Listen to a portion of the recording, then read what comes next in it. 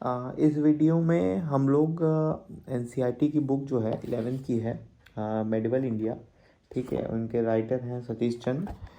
उसमें चैप्टर 3 है the Chola empire. उसके बारे में बात करेंगे, उसके इम्पोर्टेंट टॉपिक्स के बारे में बात करेंगे, ठीक है। और चैप्टर 4 के बारे में कुछ इम्पोर्टेंट पॉइंट्स पढ़ेंगे, ठीक है। तो चोला एम्पायर की मैं बात करूँ तो इनके जो फाउंडर थे वो विजयालया थे, ठीक है। ये इंपॉर्टेंट है, इनके फाउंडर थे विजयालया। 850 बीसी में तंजौर को इन्होंने कैप्चर किया था और इन्होंने साउथ तमिल कंट्री टोंडा मंडला को भी कैप्चर किया था। ये इनकी विशेषताएं थी, ठीक है। अब इनके जो दो फेमस थे वो थे राज राजा और एक राजेंद्र वन फर्स्ट, ठीक है। तो राज राजा का जो टाइम था वो था आपका 985 टू 1014 तक था, और राजेंद्र वन का जो था वो 1014 से लेकर 1044 तक था। ये दोनों बहुत ही फेमस थे चोला किंगडम के, ठीक है। तो राज राजा की बात करते हैं तो सबसे पहला जो बात होता है, इन्होंने राज राजेश्वर टेम्पल इन्होंने बनवाया था, बहुत फेमस है राज राजेश्वर टेम्पल। उसे बृहदेश्वर टेम्पल भी बोलते हैं, तंजौर में 1010 में बनवाया था, ठीक है। और इनकी और विशेषताएं क्या थी, इन्होंने चेरा नेवी को, ठीक है, तिरुवनंतपुरम में डिस्ट्रॉय कर दिया था और अटैक किया था कोलम में, ठीक है। कोलम में अटैक किया था। दूसरी बात, इन्होंने मदुरई को कैप्चर कर लिया था। तीसरी बात, इन्होंने श्रीलंका पर अटैक कर दिया था और उसके नॉर्थन पार्ट्स को अपने टेरिटरी में, अपने एम्पायर में इंक्लूड कर लिया था, ठीक है। अब राजेंद्र वन क्यों फेमस है, जिनका 1014 से लेकर 1044 तक है, तो वो फेमस है कि उन्होंने श्रीलंका को पूरा कैप्चर कर लिया, अपने अंदर पूरे कैप्चर कर ली, ठीक है। और इन्होंने कोलकाता की तरफ बढ़े थे और दो लोकल को हराया था। तो गंगा पार करके गए थे युद्ध करने, तो इनका जो टाइटल मिला था गंगई कोंडा चोला। ये याद रखिएगा, राजेंद्र वन को गंगई कोंडा चोला ये टाइटल मिला था और उन्होंने कैपिटल बनाया था, अपना न्यू कैपिटल बनाया था गंगई कोंडा चोलापुरम, ठीक है। तो राज राजा की इम्पोर्टेंस मैंने बता दी और राजेंद्र वन की इम्पोर्टेंस बता दी। राजेंद्र वन की, राज राजा की पहले मैं बता दूं, तंजौर है, सॉरी बृहदेश्वर टेम्पल है, राज राजेश्वर टेम्पल उसको बोलते हैं, तंजौर में 1010 में बनाया था इन्होंने। मदुरई को कैप्चर किया था, श्रीलंका के नॉर्थ पार्ट को अपने टेरिटरी में मिलाया था, चेरा नेवी को विशाखापट्टनम में डिस्ट्रॉय किया था और कोलम पे अटैक किया था, ठीक है। राजेंद्र वन की क्या इंपॉर्टेंस है, इन्होंने श्रीलंका को पूरी तरह कैप्चर कर लिया था और इनको टाइटल मिला था गंगई कोंडा चोला, ठीक। और इन्होंने न्यू कैपिटल बनाया था गंगई कोंडा चोलापुरम। अब हम चोला गवर्नमेंट की बात करते हैं, ठीक है। चोला गवर्नमेंट में किंग जो होता था बहुत सबसे ज़्यादा इंपॉर्टेंट होता था, फिर उसके साथ आते थे काउंसिल ऑफ मिनिस्टर जो उसको एडवाइस करते थे, ठीक है। अब चोला गवर्नमेंट का एडमिनिस्ट्रेटिव कैसे चलता था, तो पहले तो जो मेन सेंटर था वो, उसके बाद आता था मंडलम्स जिसे बोलते थे प्रोविंसेस, ठीक है। उसके बाद आता था वलानाडु, ठीक। उसके बाद आता था नाडु। वलानाडु आप एक डिस्ट्रिक्ट की तरह ले सकते हैं, प्रोविंस आप स्टेट की तरह ले सकते हैं, और नाडु आप एक विलेज की तरह ले सकते हैं, ठीक है। अब आते हैं मार्को पोलो, एक जो है वेनेटियन ट्रेवलर हैं जो इनके टाइम आए थे, 13th सेंचुरी में आए थे मार्को पोलो। ये याद रखिएगा कौन किस टाइम आता है, ये भी हमेशा क्वेश्चन बनता है।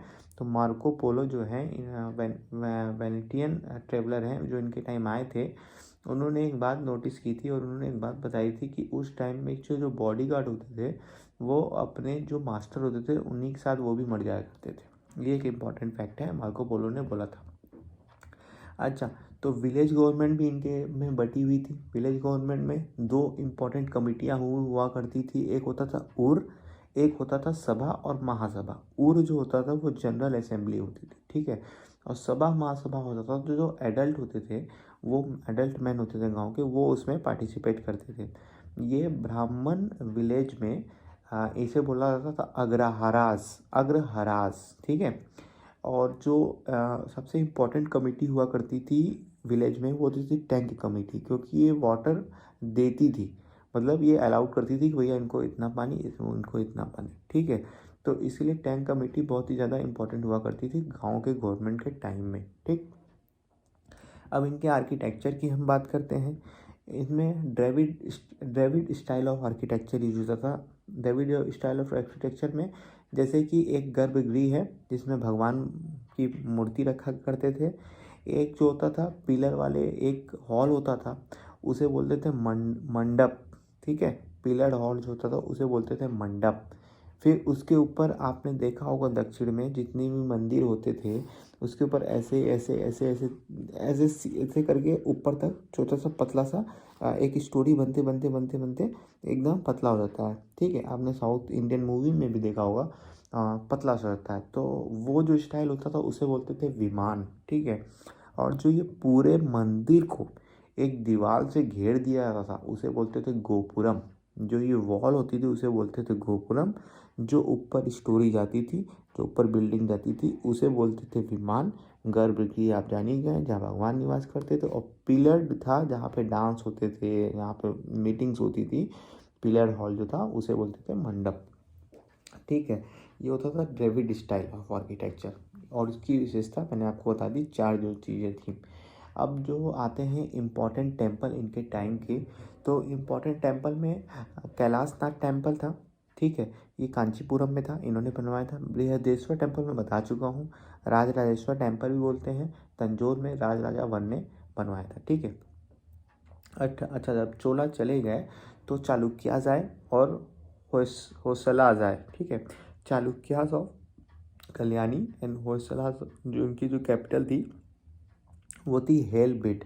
ठीक है, तो होयसलास का जो स्ट्रक्चर था उन्होंने एक टेम्पल टेम्पल बनाया बनवाया था था होयसलेश्वर टेम्पल, जो कि बहुत फेमस टेम्पल है। होयसलास चालुक्यन ने स्टाइल में इसको बोला जाता है होयसलेश्वर टेम्पल को, जो चालुक्यन स्टाइल का सबसे फेमस टेम्पल बोला जाता है होयसलेश्वर टेम्पल। तो इन्होंने टेम्पल बनवाया था जिसे चालुक्यन स्टाइल बोलते थे। इसमें क्या होता था, यक्ष यक्षिनी, दैट इज यक्ष मैन को बोलते थे और यक्षिनी वुमेन को बोलते थे। ठीक है, तो इन्होंने एक टेम्पल बनवाया था और इनका कैपिटल जो था वो हेलब्रिड में था। ठीक है, इनका कैपिटल जो था वो था हेलब्रिड में।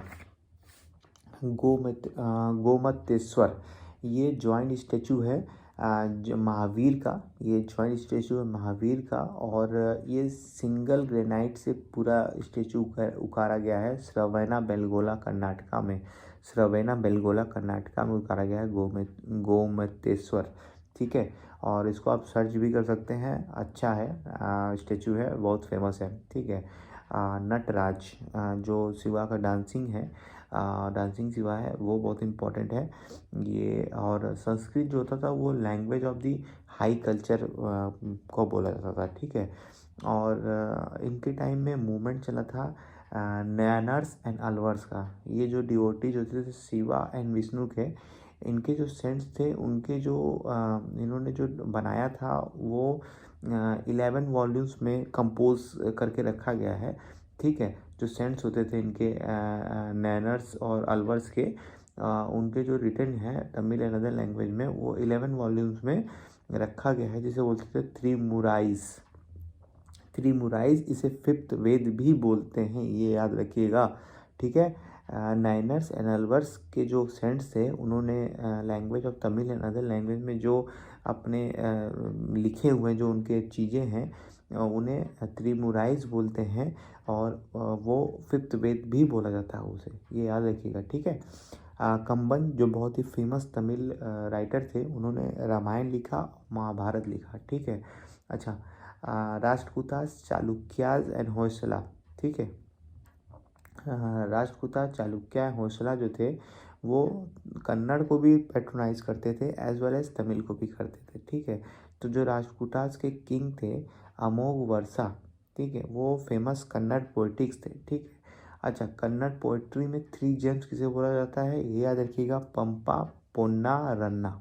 ठीक है, Pampa Ponna Ranna, 3 gems of Kannada poetry, Pampa Ponna Ranna. ठीक, और नानिया तेलुगु वर्जन जो महाभारत का स्टार्ट किया था वो नानिया ने किया था, ये चालुक्यन किंग के टाइम थे। और इसको फिनिश किया था तिकाना ने। इसको फिनिश किया था तिकाना ने। तो कंबन के बारे में जान लीजिए। तमिल के पोइट्री है, फेमस हैं, रामायण महाभारत की बात करते हैं। Three gems of Kannada poetry में पंपा, पोन्ना एंड रन्ना। पंपा, पोन्ना एंड रन्ना, याद रखिएगा ये चीज़। और जो राजकुतास के किंग थे अमोघ वर्षा, वो फेमस कन्नड़ पोइटिक्स में थे, ठीक है। और चालुक्यन किंग के टाइम नानिया जो थे, उन्होंने महाभारत जो था तेलुगु वर्जन में स्टार्ट किया था, इसे कंप्लीट किया था तिकाना ने, ठीक। अब इसके जो चैप्टर 4 है एनसीईआरटी के चैप्टर 4 है, उसमें कुछ कुछ इम्पोर्टेंट पॉइंट हैं। पूरे तो इसका जो मेन है वो है economic and social life, education and religious believe. और ये मैं इसीलिए ले रहा हूँ क्योंकि मुझे लगता है ये इम्पोर्टेंट है। बीपीएससी जो अभी होने वाला है, जनवरी में होने वाला था, जो अभी टल गया है, ठीक है, तो उसके हिसाब से ये इम्पोर्टेंट हो सकता है मिडिवल हिस्ट्री का।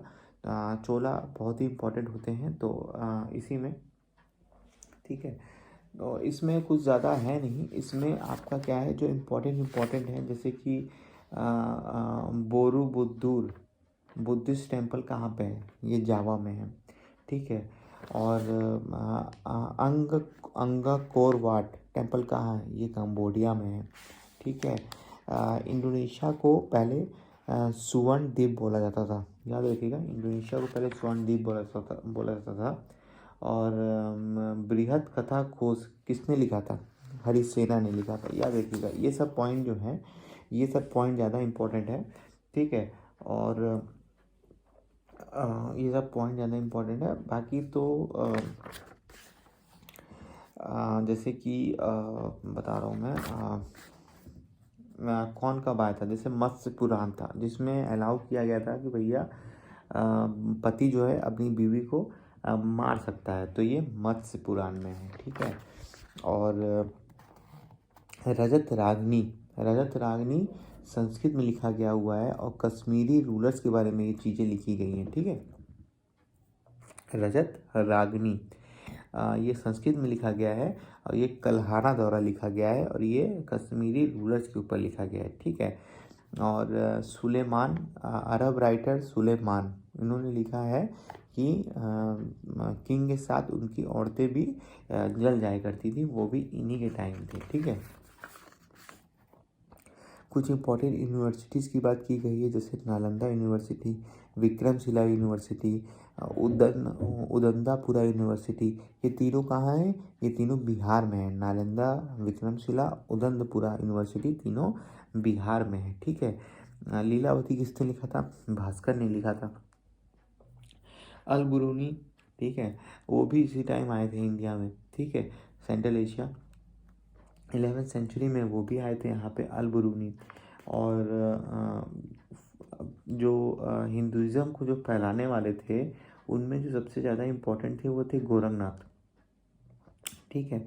और जो फॉलोवर ऑफ गोरखनाथ को बोला जाता था नाथ पंथीस, जो फॉलोवर ऑफ गोरखनाथ थे उन्हें बोला था नाथ पंथीस, ठीक है।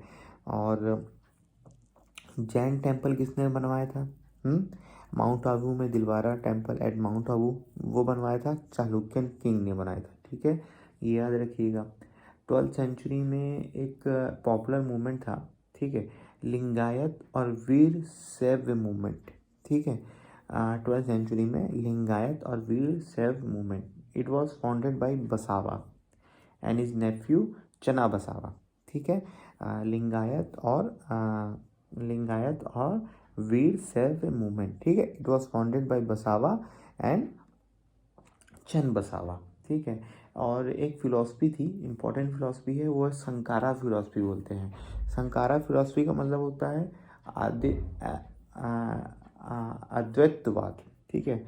संकारा फिलॉसफी का जो बुद्ध ने दिया वो है अद्वैतवाद, मतलब कि भगवान और संसार एक ही है, कोई चीज़ अलग नहीं है उससे, सब चीज़ एक है, ठीक है। तो और इनकी फिलॉसफी का नाम बोला गया वेदांता। अभी इलाहाबाद हाई कोर्ट में ये क्वेश्चन आ चुका है कि ये किसकी फ़िलॉसफी है और किसने इसको, ये किसकी फ़िलॉसफी है। तो अद्वैतवाद की फ़िलॉसफी जो थी वो संकारा की थी और इनकी फ़िलॉसफी का नाम था वेदांता फ़िलॉसफी, ठीक है।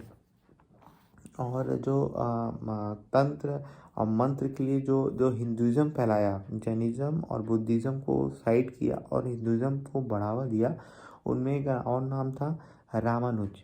ठीक है, और रामानुज के जो फॉलोवर थे उनके कुछ नाम है माधवाचार्य, और नॉर्थ इंडिया में रामानंदा एंड वल्लभाचार्य। ठीक है, रामानंदा एंड वल्लभाचार्य। ये चैप्टर 4 से कुछ इम्पोर्टेंट पॉइंट्स थे।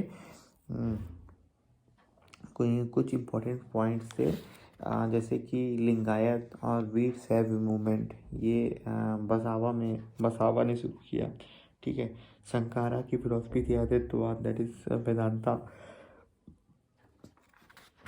और गोरखनाथ जो थे इम्पोर्टेंट थे, उनके शिष्य को नाथ पंथी बोला जाता है। अल बुरूनी आए थे 11वीं सेंचुरी की स्टार्टिंग में। लीलावती जो था वो भास्कर द्वारा लिखा गया था। Nalanda university, Vikramshila university and Udantapura university, ये तीनों बिहार में है।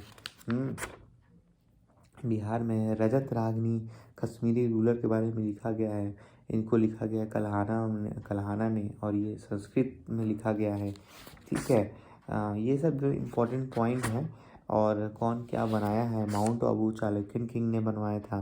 ठीक है, अंगोर का वाट तुम्हारा कंबोडिया में बना हुआ है, और बुद्धिस्ट टेम्पल बोरोबुडूर जावा में बना हुआ है। बृहद कथा कोश लिखा है हरिसेना ने। तो ये जो सब इम्पोर्टेंट है। और बस आज के लिए इतना ही। चैप्टर 3 और चैप्टर 4 से ये कुछ इम्पोर्टेंट पॉइंट्स थे जो मैंने आपको बताया है। आप खुद भी इसके साथ एनसीईआरटी पढ़ सकते हैं, जब ज़्यादा फ़ायदा करेगा आपके साथ। Thank you.